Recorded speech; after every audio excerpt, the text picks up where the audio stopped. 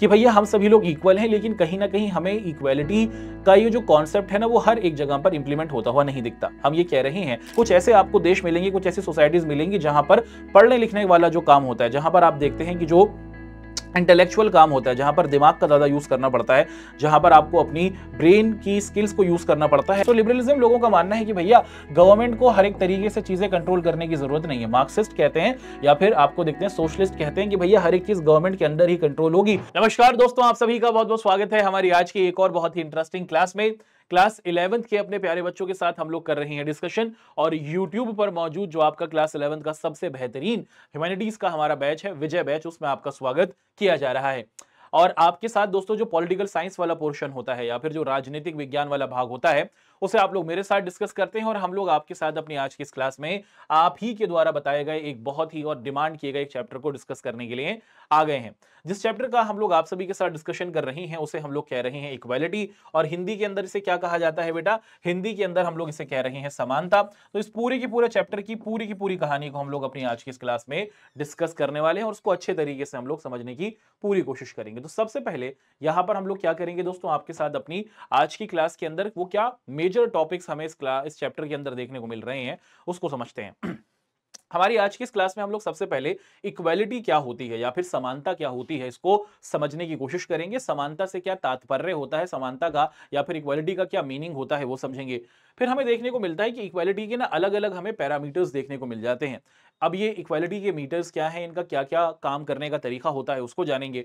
हमारी इक्वालिटी आप देखते हैं दोस्तों कि ये ना तीन डायमेंशंस के अंदर या फिर तीन अलग अलग लेवल्स पर हमें देखने को मिलती है, या फिर इक्वालिटी के हमें तीन अलग अलग हिस्से या फिर भाग देखने को मिलते हैं। ये इक्वालिटी के तीन अलग अलग आप देखते हैं कि भाग क्या हैं, इसके क्या क्या तीन अलग अलग पार्ट्स हैं, डायमेंशंस हैं, उन्हें डिस्कस करेंगे। और उसी के साथ साथ how can we promote equality, कि हमारी जो ये इक्वालिटी है या फिर हमारी ये जो समानता है इसको कैसे और बढ़ाया जा सकता है सोसाइटी के अंदर, कंट्री के अंदर, हमारे देश के अंदर, हमारे शहरों के अंदर हम लोग कैसे समानता को या फिर इक्वालिटी को आगे बढ़ा सकते हैं, इस पर भी हम लोग करेंगे डिस्कशन। इन 4 पॉइंट्स के अंदर हमारी आज की क्लास को हम लोग शुरू करेंगे। चलो सबसे पहले हम लोग क्या करेंगे दोस्तों कि अपनी आज की इस क्लास को आपके सामने रखते हैं, और किसी भी तरीके का कोई कंफ्यूजन आपके सामने बिल्कुल भी रहने ही नहीं देते हैं। सबसे पहले स्टार्ट कर रहे हैं, व्हाट डज इक्वालिटी मैटर, है ना, कि इक्वालिटी आखिर ये कॉन्सेप्ट है क्या। इक्वालिटी को अगर हम लोग समझने की कोशिश कर रहे हैं तो उसको समझने से पहले इसकी जो बेस लाइन होगी या फिर जो उसकी बुनियादी बातें होंगी उसको हम लोग समझने की कोशिश करेंगे। सबसे पहले, equality is a powerful moral and political idea that has inspired and guided human society for many centuries. देखा जाए इक्वालिटी एक नया फिनोमेना नहीं है। ऐसा नहीं है कि पिछले 100 साल में ही आप देखते हैं कि इक्वालिटी की बात की गई है। हमारी सोसाइटी के अंदर हमें अलग अलग तरीके के आप देखते हैं दोस्तों ग्रुप्स देखने को मिलते हैं। हमारे पास रिच और पुअर एक ग्रुप है, हमारे पास आपको दिखता है कि लैंग्वेज के अकॉर्डिंग बहुत सारे ग्रुप्स हैं, हमारी सोसाइटी के अंदर हमें रिलीजियस के अकॉर्डिंग बहुत सारे ग्रुप्स देखने को मिलते हैं, हमारी सोसाइटी के अंदर अलग अलग कल्चर के अकॉर्डिंग हमें ग्रुप्स बनते हुए दिखते हैं। हमारी सोसाइटी के अंदर आप देखते हैं दोस्तों कि कास्ट के बेसिस पर भी अलग अलग ग्रुप्स को फॉर्मेट होते हुए देखा गया है।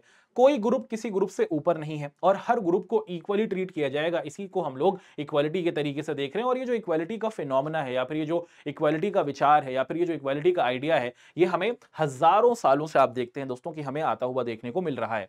इसी के साथ साथ as a political idea the concept of equality invokes the idea that all human beings are an equal worth regardless of their colour, gender, race और नेशनलिटी। कि भैया यहां पर इक्वालिटी सीधे सीधे तौर पर ये कहती है, या फिर ये जो इक्वालिटी का आइडिया हमें देखने को मिल रहा है, इक्वालिटी के अंतर्गत ये देखा जाता है कि आप किसी भी कंट्री से आए, चाहे आपका रंग ब्लैक हो या फिर आप व्हाइट हो, चाहे आप एशियन हो या फिर आप अफ्रीकन हो, चाहे आप नॉर्थ अमेरिका से आते हो या फिर आप साउथ अमेरिका से आते हो, चाहे आप मेल हो या फिर फीमेल हो, चाहे आप किसी भी रिलीजन को फॉलो करते हो, एज अ ह्यूमन काइंड हम सभी लोग इक्वल हैं। और इसी को हम लोग इक्वालिटी के कॉन्सेप्ट पर देख रहे हैं कि कोई इंसान किसी दूसरे इंसान से ऊपर नहीं है ना। आप अपनी क्वालिटीज के जरिए ऊपर हो सकते हैं, बट एज अ ह्यूमन हम सभी लोग इक्वल हैं, है ना। इस तरीके के कॉन्सेप्ट को ही हम लोग इक्वालिटी कह रहे हैं। It maintains that the human beings deserve equal consideration and respect because of their common humanity. और भाई यहां पर यह बात की गई है क्योंकि हम सभी लोग ह्यूमंस हैं, है ना, क्रिएशन है, हम लोग नेचर की, ईश्वर के द्वारा बनाई गई हम लोग एक उत्पाद हैं, और इसीलिए हम सभी के लिए जरूरी है कि एक ह्यूमन दूसरे ह्यूमन को रिस्पेक्ट करे,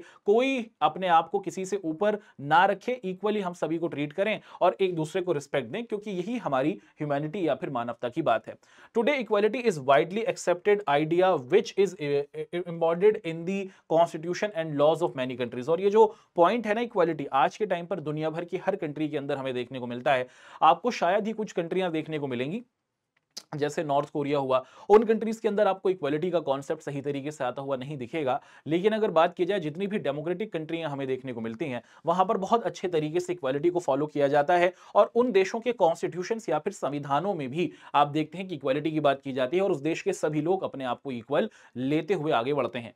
Yet it is inequality rather than equality which is the most visible around us in the world as well as within our own society. In our country we can see slums existing side by side and luxurious housing. और उसी के साथ साथ हम ये तो कह रहे हैं कि हम लोगों ने इक्वालिटी को अपने कॉन्स्टिट्यूशन के अंदर रख दिया है। दुनिया की पावरफुल कंट्रीज के कॉन्स्टिट्यूशंस या फिर संविधानों में हमें देखने को मिलता है कि इक्वालिटी एग्जिस्ट कर रही है। क्या सच में हमारी सोसाइटी के अंदर इक्वालिटी है?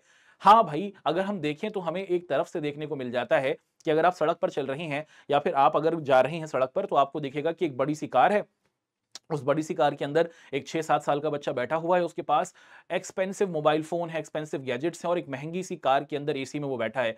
उसी आप देखें कि कार के बाहर एक उसी एज का 6-7 साल का बच्चा आप देखते हैं कि रोड पर भीख मांग रहा है। क्या इसे इक्वालिटी कहा जाएगा? उसी रोड पर जब आप आगे बढ़ रहे हैं तो आपको एक तरफ आलिशान कॉलोनीज देखने को मिल रही हैं, महंगे महंगे अपार्टमेंट्स देखने को मिल रहे हैं और सड़क के दूसरी तरफ आपको झुग्गी बस्तियां देखने को मिल रही हैं या फिर आप देखते हैं कि आपको स्लम्स देखने को मिल रहे हैं। क्या हम लोग इसको इक्वालिटी कह सकते हैं? यहां पर यह सवाल आया कि भैया देखा जाए ना, हमारी सोसाइटी, हमारे कॉन्स्टिट्यूशंस ने या फिर हमारे संविधान ने क्या किया दोस्तों? आप देखते हैं कि हमें इक्वल तो बना दिया। क्या रियलिटी में इक्वालिटी हर एक एस्पेक्ट पर आ पाई है? क्या हम लोग इकोनॉमिकली इक्वल हो पाए हैं? क्या ये जो रिच और अमीर का डिफरेंस रहा है ये केटर किया जा चुका है? इस पर हम लोग डिस्कशन कर रहे हैं, है ना। अब यहां पर एक वर्ड है कि अब पैराडॉक्स। पैराडॉक्स का मतलब क्या होता है बेटा? अब पैराडॉक्स का मतलब होता है कि यहां पर हमें एक विरोधाभास देखने को मिलेगा, है ना। चलो, almost everyone accept the idea of equality, yet almost everyone we encounter inequality. Almost everyone accept the idea of equality, yet almost everywhere we counter inequality. और बहुत ही अजीब बात है, हम ये कहते हैं कि भैया हम सभी लोग इक्वल हैं, लेकिन कहीं ना कहीं हमें इक्वालिटी का ये जो कॉन्सेप्ट है ना, वो हर एक जगह पर इंप्लीमेंट होता हुआ नहीं दिखता। हम ये कह रहे हैं कि हमारी सोसाइटी में हम सभी लोग इक्वल हैं, लेकिन जब आप रोड पर चलेंगे तो आपको रिच और पुअर का डिफरेंस दिख जाएगा, आपको एजुकेटेड अनएजुकेटेड का डिफरेंस दिख जाएगा। आप देखते हैं दोस्तों कि आपको अलग तरीके के डिफरेंसेस भी देखने को मिल जाते हैं। हम एक तरीके से ये तो कह रहे हैं कि हमारी सोसाइटी के अंदर हम लोगों ने इक्वालिटी को एक्सेप्ट किया है, लेकिन जहां पर भी आप जाते हैं, जिस किसी से भी आप कांटेक्ट करते हैं, तो कहीं ना कहीं हमें इनइक्वालिटी देखने को मिलती है। We live in a complex world. हमारी जो पूरी की पूरी दुनिया है वो अपने आप में ही बहुत ज्यादा कॉम्प्लेक्स है, या फिर आप देखते हैं दोस्तों कि बहुत ज्यादा मुश्किल है, जटिल है, इसको समझना बहुत डिफिकल्ट है। हमारे वर्ल्ड की आप देखें दोस्तों कि जो रिलेशंस हैं लोगों के एक दूसरे के साथ, जिस तरीके का डेमोग्राफ हमारे वर्ल्ड का है, और उसके अंदर 4 unequal wealth opportunities, work situation and power. आप देखेंगे दोस्तों हमारी कंट्री के अंदर अगर आप बात करें, या फिर आप बात करते हैं दोस्तों की वर्ल्ड की अलग अलग कंट्रीज की, अगर आप देखें कि अफगानिस्तान की बात की जाए, इराक की बात की जाए, सीरिया की बात की जाए, या फिर गल्फ कंट्री की बात की जाए, हमारे सामने यहाँ पर हम लोग 3 कंट्रीज मान लो कि 2024 चल रहा है, मान क्या लो भाई 2024 चल ही रहा है, और इसी टाइम ड्यूरेशन में अगर हम लोग एक यूएसए को देखते हैं, वहीं अगर हम लोग नाइजीरिया को देखते हैं, वहीं हम लोग क्या करते हैं दोस्तों कि आप देखते हैं कि सीरिया को देखते हैं, और वहीं पर हम लोग क्या करते हैं दोस्तों कि इंडिया को देखते हैं, और हम लोग देख रहे हैं कि यहाँ पर अगर 20 साल का कोई बच्चा है या फिर 20 साल का कोई आपको दिखता है कि नौजवान है, क्या इनकी लाइफ सेम होगी? क्या इनकी जो एस्पिरेशंस है, जिंदगी में आगे बढ़ने की ख्वाहिश सेम होगी? ऐसा नहीं है, क्योंकि हमने एक तरीके से वर्ल्ड लेवल पर ये तो कह दिया कि हम सभी लोग इक्वल हैं, लेकिन जिस सोसाइटी से आप रही हैं, जिस इलाके से आप आ रही हैं, उस इलाके के अंतर्गत आप लोग क्या देखते हैं कि दूसरों के कंपैरिजन में आपको इनइक्वालिटी होते हुए देखने को मिल जाएगी। यूएसए के अंदर जो स्टैब्लिश होगा लड़का, उसकी अलग तरीके की एस्पिरेशंस होंगी, वो अपनी पढ़ाई को अच्छे तरीके से फुलफिल कर पाएगा, वहां की गवर्नमेंट पूरे तरीके से सपोर्ट करेगी। ऐसी सिचुएशन हमें नाइजीरिया और सीरिया के अंदर होते हुए देखने को नहीं मिलेगी। यहां पर आप देखते हैं कि बेसिक नेसेसिटीज ही फुलफिल हो जाएं, खाने को मिल जाए और पीने को पानी मिल जाए और जरूरतें पूरी हो जाए, यही लोगों की पूरी पूरी जरूरत है। एक हमें वो वॉर जोन वाली कंट्री दिख रही है और एक हमें बहुत ही पुअरेस्ट कंट्री दिख रही है। इंडिया के कॉन्टेक्स्ट में अगर हम लोग बात करेंगे दोस्तों, तो यहां पर एक तरीके से पॉपुलेशन बहुत ज्यादा है ना, यहां पर आपको पीयर प्रेशर बहुत ज्यादा देखने को मिल जाता है। तो यूएसए का बच्चा हुआ 20 साल का, और उसी के साथ साथ अगर हम लोग बात करते हैं इंडिया के कॉन्टेक्स्ट में, तो हमें दिखता है कि इक्वालिटी तो बिल्कुल नहीं है ना। तो ये जो इक्वालिटी का कॉन्सेप्ट है वर्ल्ड वाइड हमें बिल्कुल भी देखने को नहीं मिलता। आप किस इलाके से आ रही हैं, आपको कितनी अपॉर्चुनिटीज मिल रही हैं, आप किस तरीके का पावर रखते हैं, किस सिचुएशन में आप हैं, उसी के अकॉर्डिंग हमें दिखता है दोस्तों। और इसे ही हम लोग पैराडॉक्स कह रहे हैं कि भैया इक्वालिटी रियलिटी के अंदर हम लोग कहते तो हैं कि हो रही है, लेकिन इसको इंप्लीमेंट कर पाना बहुत डिफिकल्ट है। कुछ ही पैरामीटर्स पर इक्वालिटी दी जा सकती है, हर जगह पर इक्वालिटी को शामिल करा पाना बहुत मुश्किल है। बढ़ते हैं यहाँ पे, treating people with equal respect need, है ना। अब यहां पर क्या है दोस्तों कि हम लोग यहां पर व्हाट इज इक्वालिटी, इसकी और अच्छे तरीके से डेफिनेशन को समझने की कोशिश करेंगे। Treating people with the equal respect need more not mean always treating them in an identical way. No society treats all its member in exactly the same way under the all condition. क्या आपको ऐसा होता है वो दिखेगा कि आप India के अंदर रह रहे हैं और हमारे यहाँ पर अलग अलग सोशल ग्रुप देखने को मिलते हैं, या फिर तुम खुद अपनी क्लास के अंदर देख लो कि आपकी क्लास के अंदर आपको बहुत सारे, आपकी क्लास में अराउंड 50 स्टूडेंट्स होंगे या 40 स्टूडेंट्स होंगे। क्या आप सभी के साथ इक्वल ट्रीटमेंट रखते हो? तुम्हारा कोई स्पेसिफिक ग्रुप होगा जिसके तुम पार्ट होगे, तुम्हारी उनके साथ अच्छी बॉन्डिंग बनती होगी। दूसरे जो है वो आपके क्लासमेट्स हैं, उनसे बस आपका हेलो हाय होगा, आपकी ज्यादा फीलिंग, आपकी ज्यादा अंडरस्टैंडिंग, आपकी ज्यादा शेयरिंग आपके अपने ग्रुप से होती होगी। कुछ ऐसा ही फिनोमेना, कुछ ऐसी ही अंडरस्टैंडिंग हमें अपने इस कॉन्सेप्ट के अंदर भी देखने को मिल रही है कि हम ये नहीं कह सकते कि हम सबको इक्वली ट्रीट करेंगे। जैसे आप खुद ही अपनी क्लास के अंदर देखो, अपने ग्रुप के साथ आपकी एक अच्छी बॉन्डिंग है, आपके बात करने का तरीका अलग है, वहीं दूसरों के साथ आप उतने ज्यादा इनफॉर्मल नहीं होते हैं, आपकी बात करने का तरीका, रिस्पेक्ट करने का तरीका कहीं ना कहीं आपको अलग होता हुआ देखने को मिलता है। The smooth functioning of society requires divisions of work and functions and people often enjoy different status and rewards on account of it. तो भैया सोसाइटी के अंदर अगर देखा जाए ना कि अगर हम एक सोसाइटी को स्मूथ तरीके से चलाना चाहते हैं तो इसके लिए जरूरत है कि हमारे सोसाइटी के अंदर अलग अलग पोजीशंस हो और लोग जो अच्छा काम करें उनको उन पोजीशंस के ऊपर पहुंचाया जाता रहे। अगर सबको इक्वल कर दिया जाएगा so it is going to be very difficult to run a country और रन अ सोसाइटी। अगर हमारी कंट्री के अंदर सबको रिच कर दिया जाए अगर, है ना, तो फिर क्या होगा दोस्तों कि जो बेसिक नेसेसिटी वाले काम है, जो हमारे आप देखते हैं कि सिंपल वर्क होते हैं, उनको कौन करेगा, है ना। तो इसीलिए आपको क्या देखने को मिलता है कि सोसाइटी के अंदर अंदर हमें अलग अलग तरीके के डाइवर्जन्स और वर्क होने की जरूरत है। इसकी वजह से ही हम लोग अपनी सोसाइटी को बहुत अच्छे तरीके से चलते हुए देख सकते हैं। At times these differences of treatment may appear acceptable और even necessary. For example, we usually do not feel that giving prime ministers or army generals as a special official rank and status goes against the notion of equality, provided their provisional privilege are not misused. देखो बहुत अच्छी बात यहां पर की गई। हम लोग ये कहते हैं कि इंडिया के कॉन्स्टिट्यूशन के अकॉर्डिंग भारत में रहने वाला हर एक इंसान समान है, लेकिन हम अगर देखें कि हमारे जो प्राइम मिनिस्टर हैं उनको एक्स्ट्रा फैसिलिटीज मिल रही हैं, उनको एक्स्ट्रा एडवांटेजेस मिल रही हैं। हमारे आर्मी के जितने भी पर्सनल हैं, हमारी एयरफोर्स हुई, हमारी नेवी हुई, इनके जितने भी हमारे कमांडर्स हैं या फिर जो आर्मी जनरल्स हैं, इनके आगे बहुत सारे टाइटल्स लगते हैं, इनको सिविलियंस के मुकाबले ज्यादा फैसिलिटीज मिलती हैं। प्रेसिडेंट हुए, प्राइम मिनिस्टर हुए, आपके स्टेट का सीएम हुआ, आपके इलाके का एमपी हुआ, उसी के साथ साथ एमएलए हुआ, इनको है तो ये इंडियन सिटीजन ही, लेकिन आपके और हमारे कंपैरिजन में इनको ज्यादा फैसिलिटी मिलती है। तो क्या हम इसे इक्वालिटी कह सकते हैं या फिर इक्वालिटी का एक रॉन्ग कॉन्सेप्ट कह सकते हैं? नहीं, क्योंकि अनटिल अनलेस ये उस पोजीशन पर आए हैं और उस पोजीशन का वो सही तरीके से यूज कर रहे हैं। अगर वो मिस यूज करेंगे तो दोस्तों फिर हम लोग इक्वालिटी का उसे रॉन्ग फिनोमेना कहा जा सकता है। ये बात हमने यहां पर देखी।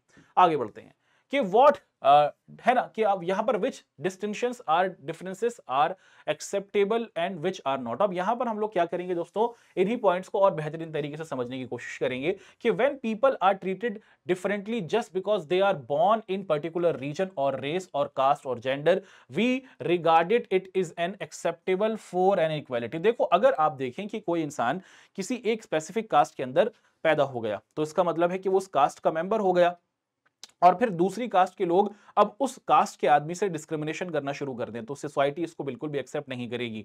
आप जिस रिलीजन को फॉलो कर रहे हैं या फिर आप जिस रिलीजन के ग्रुप से आ रहे हैं, दूसरे रिलीजन के लोग आपको एक्सेप्ट करेंगे, आपको इक्वल ट्रीट करेंगे, आप उनके रिलीजन की रिस्पेक्ट करेंगे, वो आपके रिलीजन की रिस्पेक्ट करेंगे। अगर रिलीजन के बेसिस पर आपको डिस्क्रिमिनेशन होता हुआ दिखा या फिर रिलीजन के बेसिस पर आपके सामने कुछ इनजस्टिस होता हुआ दिखा तो उसे इक्वालिटी नहीं माना जाएगा। तो रेस के बेसिस पर, है ना, यानी कि ब्लैक और व्हाइट के बेसिस पर या फिर आपकी कास्ट के अकॉर्डिंग या फिर जेंडर के अकॉर्डिंग कि तुम मेल हो या फिर हम फीमेल हैं, या है ना, आप देखते हैं कि जिस ग्रुप में आप पैदा हुए हैं उसके साथ आपको किसी तरीके का कोई डिस्क्रिमिनेशन नहीं होना चाहिए और इसे ही हम लोग इनइक्वालिटी ट्रीट करेंगे कि ये असमानता है।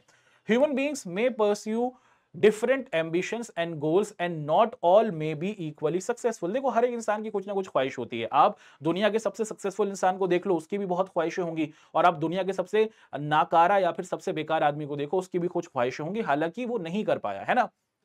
तो यहीं पर बताया गया है कि दोस्तों इंसानों के अंदर क्या है कि इंसानों के अंदर अपने एम्बिशंस और गोल होते हैं और हर एक इंसान की अपनी कुछ विशेष होती हैं और हर इंसान क्या करता है दोस्तों कि उनको फुलफिल करने की कोशिश करता है।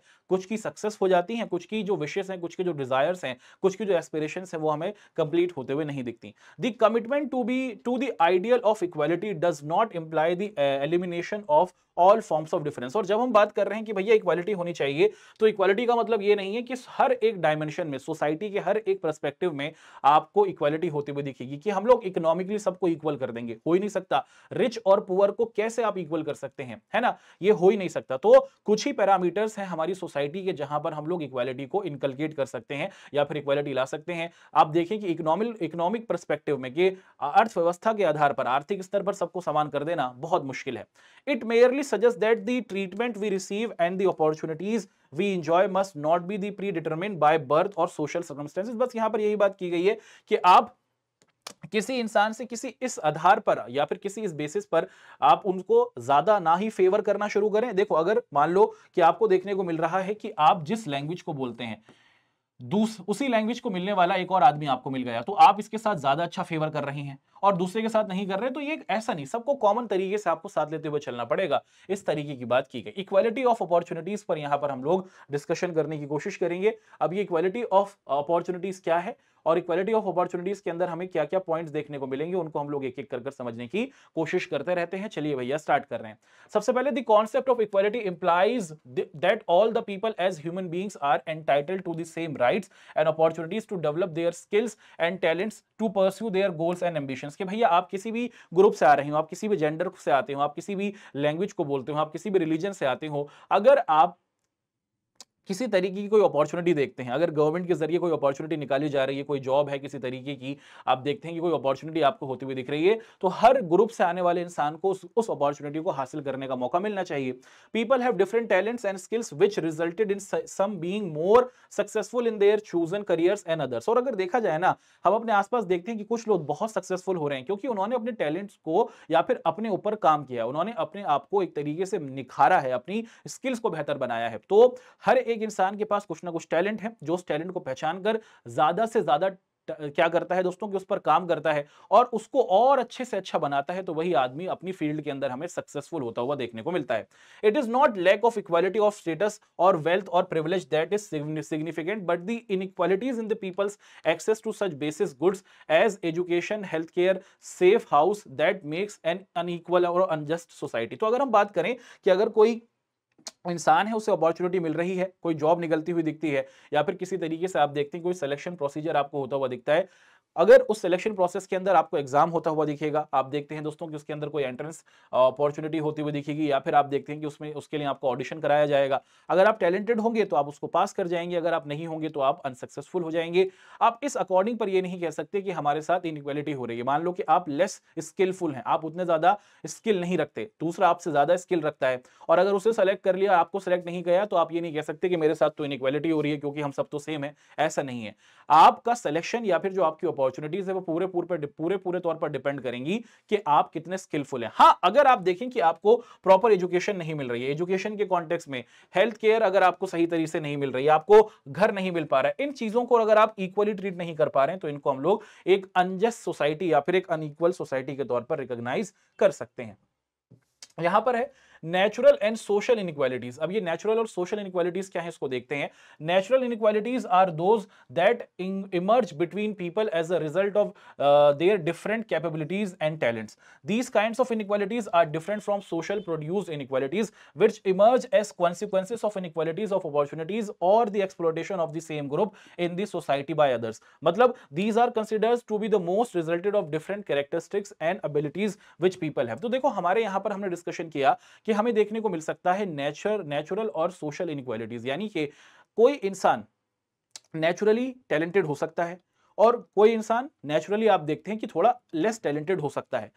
और उसी के साथ-साथ हमें देखने को मिलता है दोस्तों कि इसी को हम लोग नेचुरल टैलेंटेड या फिर अपने सोशल इनइक्वालिटी के नाम से इनकलकेट कर रहे हैं कि नेचर ने ही उसको क्या किया है कि आपको लेस टैलेंटेड बनाया है और आप क्या कर सकते हैं कि आप अपने टैलेंट को अच्छा बनाकर अपने आप को इक्वली ट्रीट करा सकते हैं। ये बात हमने यहां पर आपके सामने रखी, है ना? ये बात हमारे सामने रही।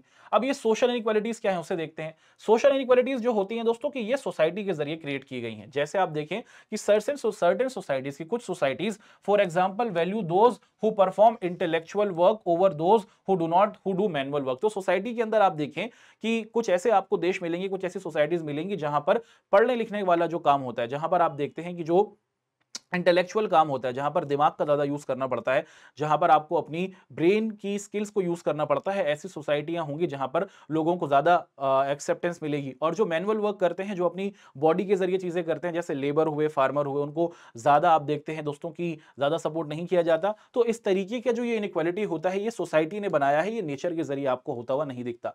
दे may not read differently people of different race and colour और जेंडर और caste. Differences of this kind of reflect the values of society. और आप देखें कि इस तरीके की जो सोशल इनइक्वालिटीज हमें देखने को मिलती है, ये हमें बताता है कि उस सोसाइटी की क्या वैल्यू है। अगर किसी सोसाइटी के अंदर आप देखते हैं दोस्तों कि इंटेलेक्चुअल लोगों को या फिर जो पढ़े लिखे लोग हैं उनको आगे बढ़ाया जाता है, तो इसका मतलब है कि उस सोसाइटी में रियलिटी में लोग पढ़ाई को पसंद कर रहे हैं। कहीं पर फार्मर्स को ज्यादा रिस्पेक्ट दी जा रही है और दूसरे लोगों को कम रिस्पेक्ट दी जा रही है, तो उसका मतलब है कि वो एग्रीकल्चर के पॉइंट को ज्यादा आगे बढ़ा रहे हैं। इस तरीके के पॉइंट हमें आते हुए दिखे।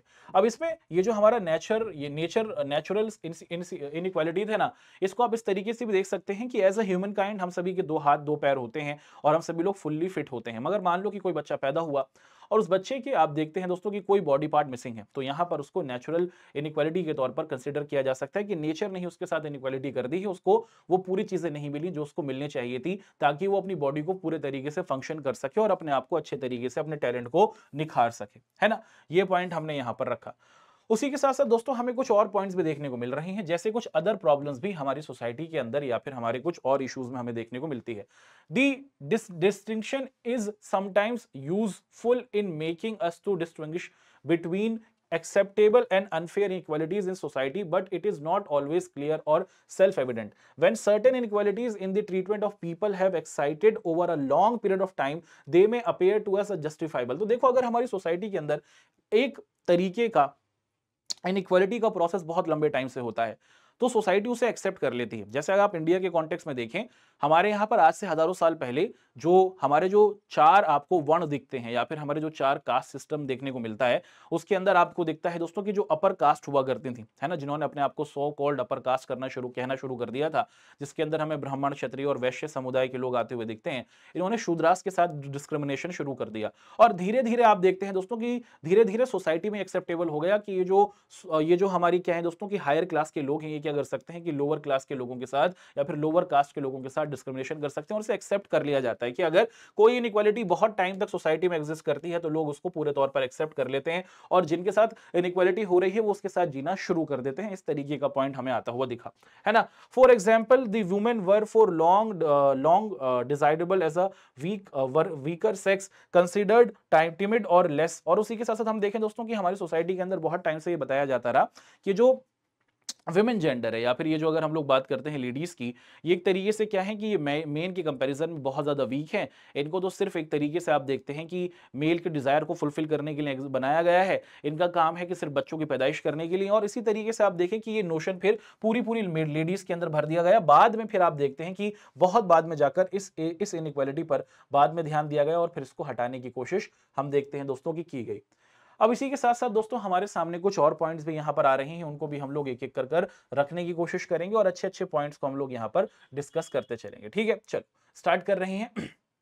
यहां पर हमारे सामने एक और पॉइंट है कि another problem which arises with the idea of natural differences is that some differences which could not be considered natural need no longer be seen as unrelatable. For example, advances in medical services and technologies have helped many disabled people to function effectively in society. और अगर देखा जाए ना दोस्तों कि जो हमारी natural differences हमें देखने को मिलता है कि मान लो कि कोई इंसान है जिसको किसी तरीके से आप देखते हैं दोस्तों कि कुछ फिजिकल डिसेबिलिटी देखने को मिल रही है। अब हमारी साइंस और टेक्नोलॉजी क्या कर रही है दोस्तों, आप देखते हैं कि कहीं ना कहीं आपको क्या कर सकती है, ये आपको पूरे की पूरी फैसिलिटी दे सकती है। लेकिन इसमें भी आपको एक डिस्क्रिमिनेशन होता हुआ देखने को मिल सकता है क्या, कि अगर कोई रिच आदमी है वही क्या कर सकता है दोस्तों, कि अगर डिसेबल है तो वो इन चीजों को या फिर इन रिसोर्सेज को हासिल कर सकता है। वहीं अगर कोई डिसेबल पुअर कम्युनिटी में आता हुआ दिख गया तो उसके लिए अभी भी दो परेशानियां हो गई, दो इनइक्वालिटी है। एक तो वो पहले से ही पुअर है और उसी के साथ साथ आपको देखने को मिलता है कि वो डिसेबल भी है। तो एक इस तरीके की इशू या फिर इस तरीके की प्रॉब्लम भी हमें आते हुए देखने को मिल रही है।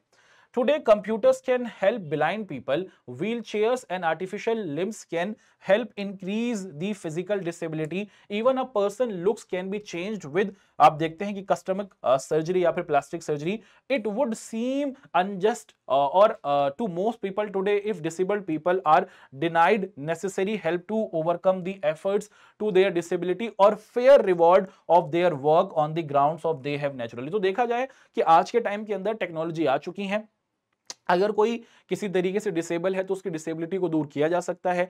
अगर आपकी आईज नहीं है तो आपकी आईज को लगाया जा सकता है। अगर आप देखते हैं दोस्तों कि अगर आप अपने बॉडी पार्ट के अंदर किसी चीज की कमी महसूस कर रहे हैं तो आप उसे सर्जरी के जरिए भी रीडू करा सकते हैं। लेकिन क्या सबके पास ये एक्सेस है? नहीं, ऐसा हमें देखने को नहीं मिलता। हमारी सोसाइटी के अंदर ये टेक्नोलॉजीज तो आ गई हैं, लेकिन ये सिर्फ अभी भी हमारे जो सोसाइटी के रिच लोग हैं उनके पास एक्सेस करती हैं, गरीब लोगों के पास अभी भी ये चीजें नहीं है। These complexity would be difficult to use the natural and socially produced distinction as a standard by which the laws and policies of a society can be assumed। और इसी के साथ साथ अब हम ये कह सकते हैं दोस्तों कि कहीं ना कहीं हमने क्या किया है कि अब हम लोग अपने लॉस को बनाते हुए कि अगर हम अपने लॉस बनाए तो हमें इस बात का ध्यान रखना होगा कि जो हमारे डिसेबल्ड लोग हैं या फिर जो हमारे इनइक्वालिटी लोग हैं जिनके साथ नेचर के जरिए इनइक्वालिटी की गई है उनको अपलिफ्ट किया जाए, उन पे ज्यादा ध्यान देने की जरूरत हमें देखने को मिल रही है।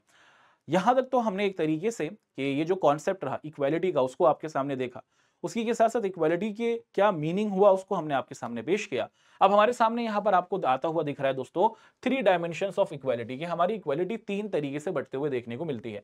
While identified different kinds of inequality that exist in our society, हमारे यहां पर बहुत सारी असमानता देखने को मिल जाती है और ये आपको हमारे जो पॉलिटिकल थिंकर्स हैं अलग अलग तरीके से बताते हैं। लेकिन जब बात की जाती है इक्वालिटी की तो इक्वालिटी को हम लोग या फिर जो सोसाइटी के अंदर जो इक्वालिटी को समझना है तो वो 3 पैरामीटर्स में दिखेगी, पॉलिटिकल, सोशल एंड इकोनॉमिक। चलो एक एक कर इसे समझते हैं। सबसे पहले पॉलिटिकल इक्वालिटी। पॉलिटिकल इक्वालिटी का मतलब क्या होता है कि in a democratic society political equality would normally include granting citizenship, कि भैया अगर आप किसी कंट्री के अंदर रहते हैं और वहां पर डेमोक्रेसी है तो उसके अंदर किसी भी ग्रुप, किसी भी आप देखते हैं दोस्तों कि समूह से आने वाला इंसान जो होगा वो उस कंट्री का इक्वल सिटीजन माना जाएगा, आपके साथ कोई डिस्क्रिमिनेशन नहीं होगा। उसी के साथ साथ इक्वल सिटीजन जो होंगे दोस्तों उनको क्या मिलेगा, आप देखते हैं कि इक्वल राइट्स मिलेंगे। और उसी के साथ साथ आप देखते हैं कि इन सभी का एक फ्रीडम, एक बिलीफ सिस्टम होगा कि हम लोग अपनी एक कंट्री के साथ एसोसिएटेड हैं। और आप अगर इक्वल पॉलिटिकल इक्वालिटी की बात करते हैं तो आपको फ्रीडम ऑफ एक्सप्रेशन मिलेगा, आप अलग अलग तरीके के मूवमेंट्स या फिर आंदोलन कर सकते हैं, आप अपनी एसोसिएशंस बना सकते हैं। इस तरीके की इजाजत आपको कंट्री के अंदर कॉन्स्टिट्यूशन के जरिए मिलेगी। Consider inequality can exist even if a country which grant equal rights to all citizen. उसी के साथ साथ आप देखते हैं दोस्तों कि हर एक तरीके से है ना नागरिकों को समान अधिकार देने वाले देशों में काफी असमानताएं मौजूद हो सकती हैं। तो देखा जाए कि बहुत सारे देश होंगे जहां पर सबको इक्वल राइट्स दिए जाएंगे लेकिन फिर भी वहां पर हमें कुछ इनइक्वालिटीज देखने को मिल सकती हैं, रिच पुअर का डिफरेंस होता हुआ उन कंट्रीज में देख सकते। तो पॉलिटिकली हम क्या देखते हैं दोस्तों कि एक अच्छे तरीके से इक्वालिटी सोसाइटी में दी जा सकती है, लोगों को वोट देने का राइट मिल सकता है, लोग इलेक्ट कर सकते हैं, लोग सिटीजन होते हैं, वो पॉलिसी मेकिंग में अपना कंट्रीब्यूशन दे सकते हैं किसी भी ग्रुप से आने वाले। तो यही हमारी क्या कहलाती है, पॉलिटिकल इक्वालिटी कहला रही है। These inequalities are often the result of differences in the source of opportunities which are available to citizens in social and economic shape. For the reason a demanded is often made for equal opportunities or a level playing field. Political and legal equality are an important component for just। तो देखा जाए दोस्तों कि एक एलिगेटेरियन society बनाने के लिए, एलिगेटेरियन society का मतलब होता है कि सबका साथ सबका विकास करने वाली, सोशल वेलफेयर करने वाली सोसाइटी के लिए ये जरूरी है कि हम क्या करें दोस्तों कि हम लोग अपनी पॉलिटिकल इक्वालिटी को रखें जहां पर सबको इक्वली ट्रीट किया जाए। कोई भी आप देखते हैं दोस्तों कि अपना नेता चुन सकता है और कोई भी नेता बन सकता है, किसी भी तरीके की रिप्रेजेंटेशन किसी भी ग्रुप से आ सकती है और सबके वोट की वैल्यू, सबके वोट के आप देखते हैं दोस्तों कि काउंटर को एक समान तरीके से एग्जिस्ट किया जाए। उसके बाद हमारे पास दूसरा पॉइंट आता हुआ दिख रहा है जिसे हम लोग कह रहे हैं सोशल इक्वालिटी। अब ये सोशल इक्वालिटी का कॉन्सेप्ट क्या है इसको हम लोग यहां पर डिस्कस करते हैं। देखो सोशल इक्वालिटी, पॉलिटिकल इक्वालिटी और equality before needs to be supplemented by equality of opportunities. Political equality is necessary to remove any legal hurdles which might exclude people from a voice in a government and deny them access to available social goods. The pursuit of equality requires that people belonging to a different groups and communities also have a fair and equal chance to compete to the those goods and opportunities. तो यहाँ पर बहुत अच्छे तरीके से simple time पर आप देखते हैं कि जब हम बात करते हैं सामाजिक समानता की या फिर सोशल इक्वालिटी की, तो यहाँ पर कुछ बातें की जा रही हैं। क्या कि अगर हम देखते हैं दोस्तों कि पॉलिटिकल इक्वालिटी में सबको इक्वली रखा गया था, उसी के साथ साथ यहां पर हमें बताया जा रहा है कि अगर हम बात करते हैं कि किसी भी कानूनी बाधाओं को दूर करने के लिए हमारे पास पॉलिटिकल इक्वालिटी जरूरी है, कि पॉलिटिकली हम सभी जरूर हैं। और गवर्नमेंट के अंदर अगर आप लोग देखें दोस्तों कि अगर हमारी जो सोसाइटीज हैं, उस सोसाइटी के अंदर बहुत सारे ग्रुप्स बनते हुए दिखते हैं, हर ग्रुप का ध्यान रखा जा सके, हर ग्रुप को इक्वली ट्रीट किया जाए, चाहे वो कल्चर के अकॉर्डिंग ग्रुप बना हो, चाहे आप देखते हैं दोस्तों कि रिलीजन के अकॉर्डिंग बना हो, चाहे आप देखते हैं कि किसी भी तरीके से बना हो, उनमें कंपटीशन अगर हो किसी तरीके की, अगर आप देखते हैं दोस्तों कि उनमें अपॉर्चुनिटीज आते हुए दिखे, तो हर एक ग्रुप को एक एक इक्वली ट्रीटमेंट मिले, इसी को हम लोग सोशल इक्वालिटी के नाम से जान रहे हैं।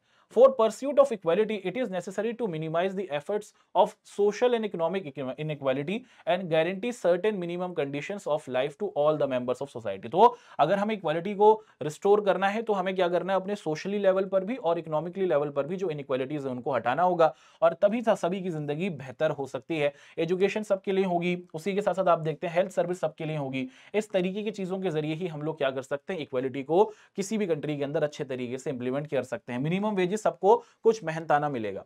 इन India special problem regarding the equal opportunities comes not just from lack of facilities but from some of the customs which may prevail in the different parts of the country or among different groups.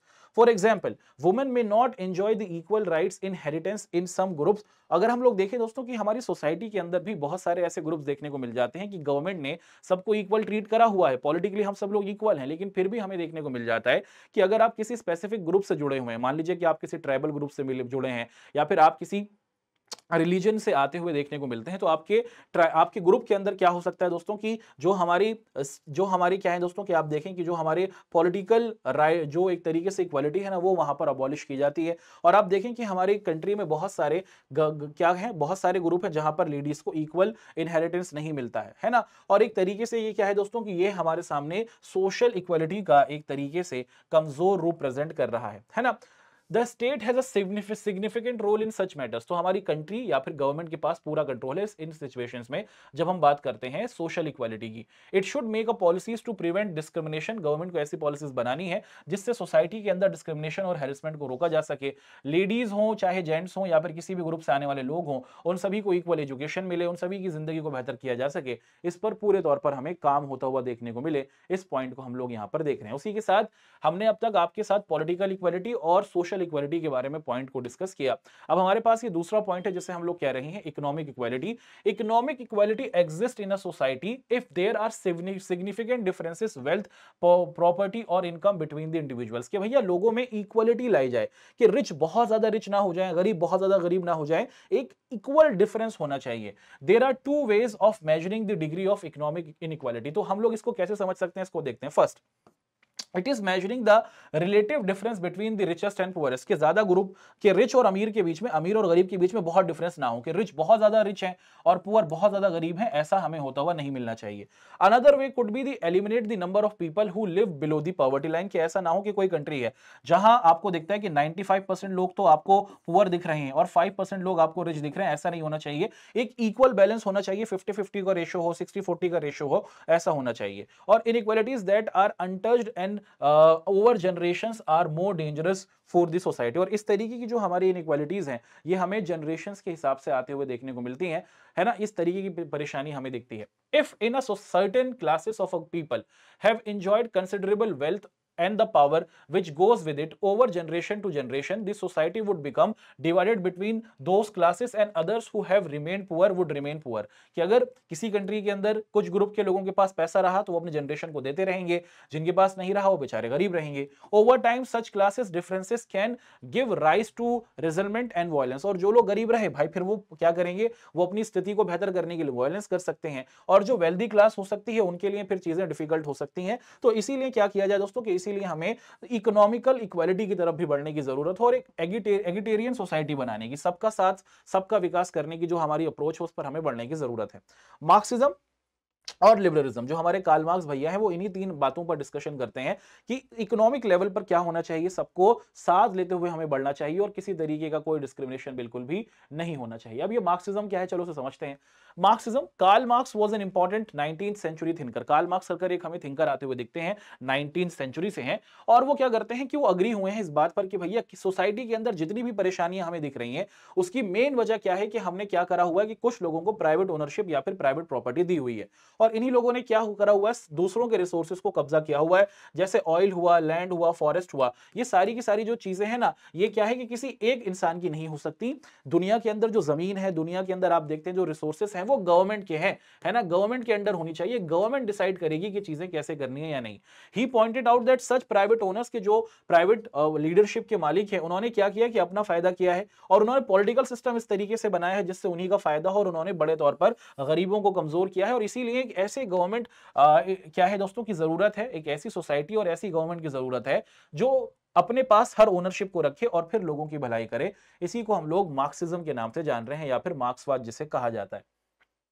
अब Marxist and socialist feel, इनको ही Marxist या फिर इन्हीं को ही socialist कहा जाता है, जो कार्ल मार्क्स की इस आइडियोलॉजी को फॉलो करते हैं। That are economically inequality provide support to the other forms of social inequality, की अगर सोसाइटी के अंदर रिच और पुअर का डिफरेंस है ना, इसी वजह से हमारे यहाँ पर और तरीके की परेशानियां हैं। जो गरीब हैं वो आप देखते हैं कि एजुकेशन हासिल नहीं कर पाते, जो गरीब हैं उनको अच्छा हेल्थ नहीं मिल पाता, जो गरीब हैं उनके पास वर्क नहीं होता, उनको आपको सोसाइटी में अनएम्प्लॉयमेंट देखने को मिलती है। जो गरीब हैं वो एक तरीके से क्या नहीं कर पाते, वो नेशन की बिल्डिंग में उतना कंट्रीब्यूशन नहीं कर पाते। तो सोसाइटी की सारी मेजर परेशानियां रिच और अमीर के डिफरेंस से है। यही बात आप देखते हैं दोस्तों कि हमारे कार्ल मार्क्स के जरिए की गई, और इनका यह मानना था कि गवर्नमेंट को क्या करना चाहिए, हर एक चीज अपने अंडर रखनी चाहिए, रिसोर्सेज गवर्नमेंट के अंडर होने चाहिए, और गवर्नमेंट ही क्या करेगी, हर एक रिसोर्स को लोगों के साथ शेयर करना शुरू करेगी और उसी से लोगों को अपलिफ्ट किया जाएगा।